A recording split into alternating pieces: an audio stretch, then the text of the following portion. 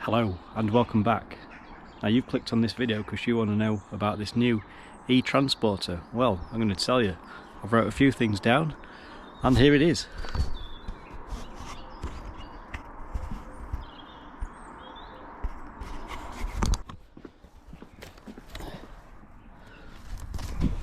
So the first thing you need to do is push this button. It'll give you an option. Needs a key, I think. Where's the key? Key's in my pocket. Press this button. It should let me release it. No, need to unlock it first. Where's the key? Get the key. Unlock. Now that's unlocked. Press this button, and it's disengaged. Put that into here. Forget about the wiring. That's got my seal of approval. Shut that. That panel gap is terrible. Open. And we're in. Right, and we're in. So this is just going to be a few pros and cons about this new eTransporter T7. And I know there's been a bit of a demand for content on these vans because at the moment there is a good deal on it and people are humming and ahhing as to whether they should buy one. So what I've done is I've wrote some pros and some cons to these vans. So what we're going to do is just going to go for a little bit of a drive and we can have a walk around it, and then I'll go through the pros and cons that I think make this a good and a bad van. Right, let's go. Right, so I'm going to put my seat belt on because I'm a bugger for not doing. Right, the key is currently in my pocket. It's within range of the wireless keyless entry. So just on a quick glance, you've got the main screen there where the clocks are, and then you've got the big screen there where it's all the information system, the heating system and everything else. There's a few shortcut buttons here. There's the dial and the on off for the radio. Shut up. Electric handbrake, 2 heaters. You've got the cup holder. You've got a USB-C and then a USB. What was the old USB called? Just USB. Right, old USB, new USB, and a 12 volt cigarette lighter. Little cubby hole there. You've got the main dashboard there, and then a little one up here. Cup holders, like I say, you've got that one there, you've got this one here, and then that one over there. Up here, some visors, no vanity mirror and no rear view mirror, so there's no checking yourself out in this van. No way of checking, make sure you've not got any brown sauce on your face before you go into customers' houses. Can't check your hair. There is no way to look at yourself other than these external mirrors here, which is like the double blind spot and top mirror, just like a Transit. Grab handle this side, grab handle that side. There are no grab handles here, so if you're a larger person and you need that handle just to try and get yourself into there, there's no handle to grab. That I found out earlier. Door cards are pretty much basic, decent size. Compartments here for a big bottle and bits and pieces, rubbish, receipts and everything else. It's very scratchy, cheap plastic, nothing really of quality but decent enough for a van. This has got the auto headlights and the auto dip beam, so it's high and low, but I have actually turned that off because what you find is, because it's auto high beam, it does pick up certain lights, and what it tends to do is it seems to be flashing. So if the car's enough in front, it will put your high beam on, and I turn it off because it's more of a respect thing for other road users, because it is annoying, and I've turned it off. So yes, it makes my driving a little bit better, but just a bit harder for everybody else. Right, so let's go. Push the start, 52%.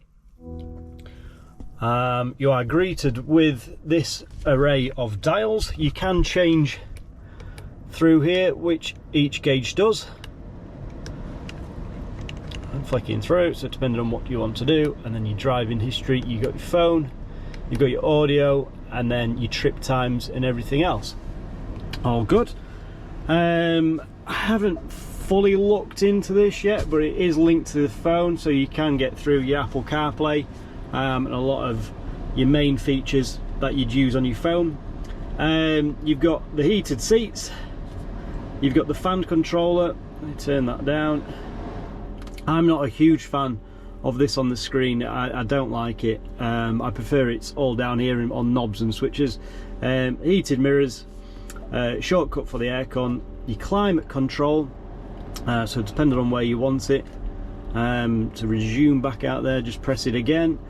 Max heat on the windows, auto, recirculation, temperature, which took me a bit of time to find when I first got the van. And what you'll notice here, turn that down, is it's currently reading 79 degrees. So there is a problem with the outside temperature there somewhere. So I have actually booked it in with Volkswagen just to get that turned off, or to get it sorted out. Because what it does is, it's actually kicked the fan on now. I don't know if you can hear it. So the fan now is running because it thinks it's 79 degrees outside, and what happens is when you get in, it kicks the aircon, it puts the aircon on, which is a little bit annoying, really. Right, with that, we'll set off. So what you've got here is a very identical switch to here. So this has got your lights, so your flashing lights on there. You've got your flashing lights, you've got your indicators, and you've also got your wipers on there as well. Which can get a little bit confusing, because when you first get into it, you automatically want to put this as your wipers, and what it can do is it knocks it into neutral. So it does take a little bit of getting used to not using this stick whilst driving, other than obviously your driving controls. So yes, that is your gearbox essentially. So right, the engine is started, or the motor is on. Push that up into reverse, it gives you your reversing camera, and we're off. No, we're not. That little symbol there tells you the handbrake's on, so press that, and that's gone. Right, we're off. Let's go.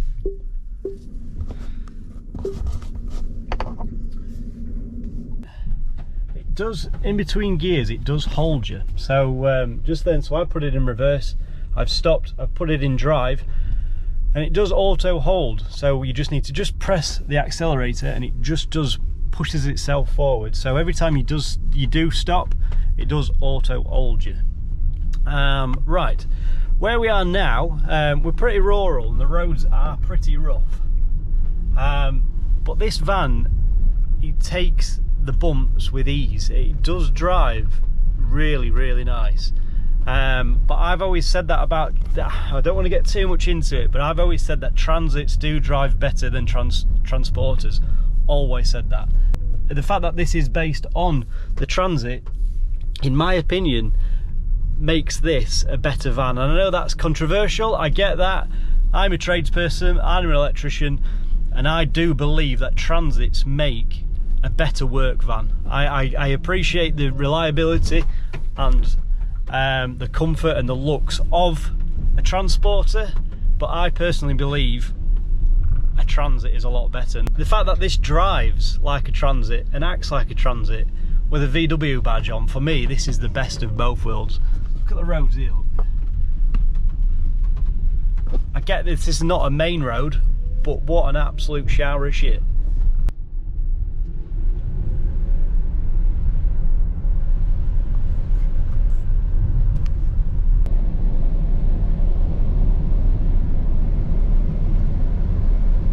Right, we have had a little bit of rain last night,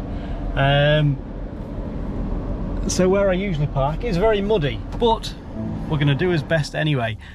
Just a little thing while I remember, when you're asking Siri, so when the heater blow motors are on full chat, you ask Siri directions or to put a song on, it actually lowers the level of the fans. So the fans drop down, you talk to it, and then once you finish talking, the fans resume back to high level, which I think is pretty clever. However, what isn't so clever, when I went to work the other day, it was very frosty, it was very cold, and what happens is, because the engine itself does not, well, there is no engine, because it actually doesn't get hot underneath there is no convection effectively rising up above this on this windscreen. So this part of the windscreen here during long journeys does not get hot, so this here just stays frozen. So you try and clear your windscreen, your wipers are frozen, and it just doesn't clear at all. The blowers are here, so that goes up, and then this part here just stays frozen. So I think that is a little bit of a design flaw, the fact that it just does not get heat from the engine bay at all. And this model here does not come with a heated windscreen, which I think on this model really should be standard. Not too bad here today, but it's quite windy. But what I've done is I've wrote down a few pros and cons to owning this van and to running it. We're just going to go through a few looks of it. I personally think it's quite a good looking van. This is the lowest spec of the electric vehicle. It only comes in 2 specs. It comes in the Plus and the Pro. If you get the diesel options, there are quite a few diesel engines. I think there's about 15 different choices when it comes to the diesel engine. But this is the Plus. So it just comes with the parking sensors, the colour-coded bumpers, I think, mirrors and everything else. I'll put a configuration up. And there are only minimal differences between the Pluses and the Pros.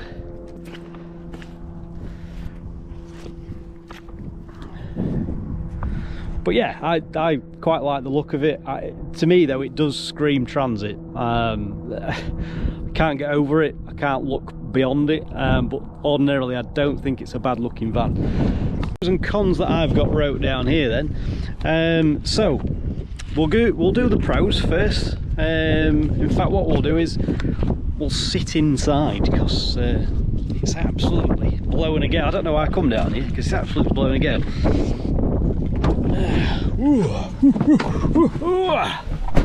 Right then. Right, the pros and cons to this van. Right, we'll do the pros. So super cheap deal. So these vans at the moment are very, very cheap. So I think somewhere, I don't know, I haven't got it with me, I don't think. Is this it? No. So basically this van was £3,000 deposit including VAT, and it's £187 including VAT a month. Now I think that is very, very cheap, especially for someone like myself. If you're VAT registered, you can actually get the VAT back, so it's even cheaper still. So I'm not VAT registered, but this cost me less than £200 a month for the van lease. It is a lease deal. If I was to own this van, it was going to cost me over £50,000 to buy. Now that to me does not make any sense whatsoever, so that is a bit of a con. 50 grand for this van, that technically is, it's just a device, it's an appliance, it's electric. In 10 years time, this thing I think is going to be absolutely knackered. I won't be surprised if this thing in 10 years time is at the top of a pile of scrap somewhere. So I know that sounds ridiculous, but it is true. I just don't see how something like this is sustainable. It just really isn't. Unfortunately, the way that motoring's gone now, cars are just disposable items. There is no future value of cars these days, I don't think. Right, so that's a price out of the way, which then moves me on to the next thing. So the speed. The speed of this van is fantastic. You can push your way to the front of the line, set of traffic lights, you can put your foot down and you're off and you're on your way. It isn't the fastest thing on 4 wheels, I get that, but it is very, very torquey. I think 0 to 60 is like 12 seconds, which is, it's a lot, but ordinarily I feel like it'd do 0 to 60 either if it was empty or it was full. So you've got the torque there that kind of gets you moving. So that's a good thing. The acceleration, I think, through town and everything else, this is quite good, and especially around the rural areas where you're not exceeding 60 mile an hour. Ordinarily it is very, very good. The top speed, however, is limited to 70 miles per hour, but it's not too much of a problem. I think if when I go to work, I go from Doncaster to Sheffield, which is about 35-40 miles. But the times that I go is when the motorway is the busiest. So to get up to 70 mile an hour is very, very rare. So it's not too much of a problem. But I think it's limited to do with the range of the actual vehicle.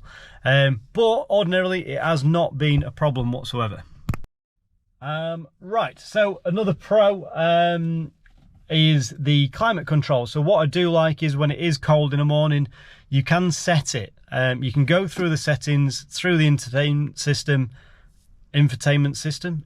I tried combining two words at the same time then. And you can set it to come on at certain times. But what it does is, so I leave at 6:30 in the morning, but it kicks in an hour before you go. So come 5:30, this thing makes an absolute racket, and it's actually not too far away from my bedroom window. And it kicks in. I'll put a little video of the sound of it now.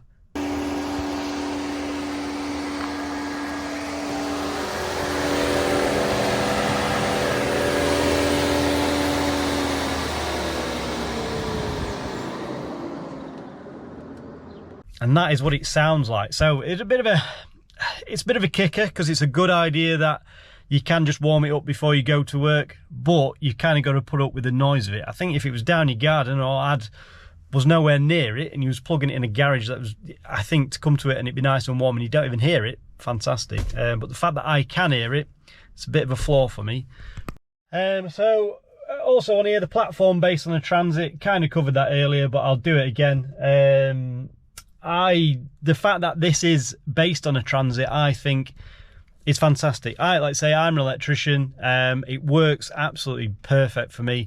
Even the idea from the foldable roof rack, with this being electric, if you're not always carrying ladders, you can fold them down. It's flat and they're not causing any drag and no interference really of your range. Not that it's a problem, but I think with it, any little helps. So stuff like that just kind of goes towards your range. So convenience, which brings us on to the fuel side of things. Now, I've kind of had a quick calculation as to fuel, so we'll just go through that now. So fuel wise, let's say this was a diesel engine, 100 miles gets you let's say a full tank of fuel in a diesel gets you 400 miles. Now that would cost me £750 to do 3,000 miles, which is what I've done in this van already. At the moment, so that works out at 25 pence a mile. At the moment, I've done 3,000 miles in it. It's cost me £400 in electric. So it's put another £200 of electric on my bill every month. So I've had it 2 months. It's cost me £400, but it's working out at 13 pence a mile. So that's half of what the diesel would be. So I think I can still get it cheaper. I've not spoke to my energy provider about rates or tariffs or anything else. I've literally just plugged it in just to see what had happened. So I don't, the charger that I have, you can set it up to come on a night tariff. So I think between 7 and 7. So that's usually like your high peak and your off peak times. But I've literally just been getting in on a night time at like 5, 6 o'clock, plugging it in, forgetting about it. But I have been paying the higher peak tariffs and I've been charging it up to 100%. There is an option to charge it on here up to 80% so that it's cheaper. And then from 80 to 100% takes that little bit longer. And obviously, I think it's something like it takes as long to get from 0 to 80 as it does from 80 to 100 charging wise. So people just charge it up to 80% and then that's enough. And then they just go about the business and then charge it up to 80% again. I don't, I just plug it in and put it up to 100%. But ordinarily, it has cost me an additional £200 a month in electric. But like I said, that is working out at 13 pence a mile compared to 25 pence a mile that would be in a diesel. So while we're still on the subject of fuel, I literally just get back from work, I plug it in and I forget about it. And then when I get up the next day, the van is here, ready to go at 100%, and I carry about my business. Now, if that was a diesel van, it'd cost me roughly to do what I've done now. So bear in mind, up to 3,000 miles, I've spent 0 time in a fuel station. If this was a diesel, I would have gone to the fuel station nearly 8 times, and let's say that's 5 minutes a time. You're stuck behind somebody or you're stuck in a queue or whatever, that's 40 minutes of my time. So effectively a diesel engine, I'd have been waiting more at a fuel station if I had a diesel than I have owning an electric vehicle. So there's a bit of food for thought there. I know a lot of people think, oh, well, it's electric. You're going to be stuck at the side of the road. You're going to be in a service station all the time. I've not once since owning this been in a service station, or have I needed to charge it. So this on a 135 mile range has got me to wherever I've needed to be and back again. And I live in Doncaster, I've worked in Sheffield and I've worked in Leeds, and I've also combined the two, and this van has not been a problem. So that's kind of, it covers that kind of misconception and this range anxiety. I think if you're doing more than 100 miles a day, maybe it's not the van for you. But the fact, if you're only doing small trips, I mean, Leeds and Sheffield are pretty far for me, but it's doing it. It's doing it, and I think that's its limit. I think if it was going to Manchester and back, it'd never do it. So yeah, I mean, I don't plan on working that far. So this kind of van works in my favour to say that I can't do it, but it does give you limited options if you wanted to do it. But ordinarily, what I do, and how I work, this van works really, really well for me at the moment, even with a 135 mile range. And I get it, because it kind of feels like you're just driving with the fuel light on. That Mini that I've got, I think the fuel light comes on at 100 miles, so, and then this has only got you 135, but you are charging it up every night. But there are pros and cons. So you can get a cheaper tariff. So you'd look into that, and I think it'd cost you half again. So you might be able to work it out to like 5 pence a mile. But yeah, they're the numbers that I've got, and they're the numbers that I'm working with at the moment. So you can get it cheaper. Insurance. So that's another big thing. So my old van, my old Caddy, I'll put a picture of a tribute of it up here now, because that was a great van, it's a little diesel. But this van has been better, actually. The fact that it performs better, and there's more space in it, and I do prefer this new Transporter to my old Caddy, as I dare say. That cost me £400 a month to insure that. This eTransporter is costing me it's costing me over £1,000 a month to insure. So that is something to consider when buying or leasing an eTransporter. I think it's something to do with it being electric is the reason why it is expensive. So on my con sheet that I've got here, so the con sheet is this screen here. I do not get along with this whatsoever. I feel like you really need to study it to understand what's going off. Now, it's just something as simple as, it could just be something as simple as putting the phone down. So I'm on the phone to somebody and I cannot find the option just to hang up without pressing buttons here. Same as the radio. Turn that down. What the fuck are you doing? Right. Radio. If I want the radio on now, you have to press that. I think you really, really need to study it and get to know all the shortcuts and the buttons before you actually drive it, because what I found myself doing is driving and then finding out that I don't know which buttons I'm pressing. So that's the thing with this. I'm like I can get it to do that, but then how do I get rid of it? You just press it and get rid of it, but it's not. It's like, now, why is it put the fan on? The mirrors are on, the aircon's on. I don't know if I'm making it more difficult than what it actually is, but I just find screens so annoying. I really, really do not like screens at all. The fact that everything is under there, everything is in there. I'll be honest with you, I spent a week at low temperature and I thought the heaters were knackered in this thing, until I realised that there is the sliding for the heater. I just did. Now what's it doing? Anyway, literally having a mare with it now. Like, shut the fuck up. Off. Piss off. No idea. I hate it. Hate it, hate it, hate it. Also with it as well, I don't know if this is to do with the 80 degrees outside business, but when I first get into this van, it puts the air conditioning on, and that's another thing that does drain the distance of it. Ordinarily in and around town it's not a problem, it's just if you're planning on doing the further trips It's only 6 degrees outside and the aircon's on. That's something to consider, because it does kind of zap your battery. It does have a range on here. It does tell you. That's the departure. This is the this is where you set whether you want it to warm up and cool down in the morning. Trip energy. So this here tells you what's been happening. So that's 15% of climate, route, and I think, yeah, this is a whole trip. So this is since I've got it.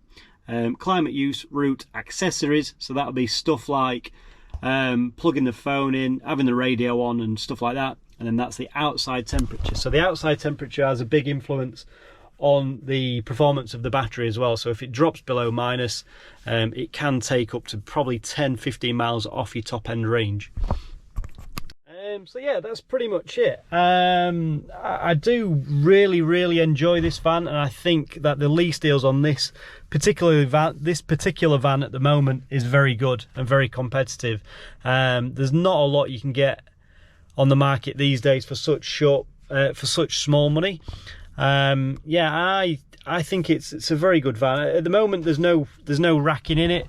I have been and picked up the plasterboard and stuff in, which is quite convenient, and it does really drive well, considering how bad the roads are. So yeah, I'm so pleased with it. I know I don't sound pleased, but I am pleased. So yeah, I hope that this video helps, and I know it's not the video I wanted to put out, but it's a video I've been meaning to kind of do and get out as far as the pros and cons that I think. I may or may not have covered everything. In fact, I know I haven't covered everything, but it's just a little bit more help for anyone that is considering buying one or leasing one. So yes, thank you very much for watching, and I hope, like I say, I hope it does help. The video's probably not as in-depth as maybe as I wanted it to. I wanted like dramatic scenes and cuts and skids and jumps and everything else, but kind of gotta do what you gotta do. But no, I go for it. If you're considering buying one of these vans, don't buy one, lease one. Yeah, I think they're a lot of money, I think, but then what do you buy? I mean, the top range of the vans were a Transporter, weren't it? And now what have you got? You've got 2 Transits, effectively. But yeah, the car market is such a funny thing these days. It's not about the price of what the actual thing is, it's what you pay per month. And second-hand value now of cars is just not what it used to be. Anyway, right, okay, thank you for watching. I hope this helps. If it has, give me a thumbs up, give it a like, give it a comment, and yes, I appreciate you watching it. I'm sorry it's probably not as in-depth as maybe what you wanted, but if there is any questions, put them in the comments, and I'll get back to you. And I hope it helps. Right, okay, right, I'll see you later. Ta-ra.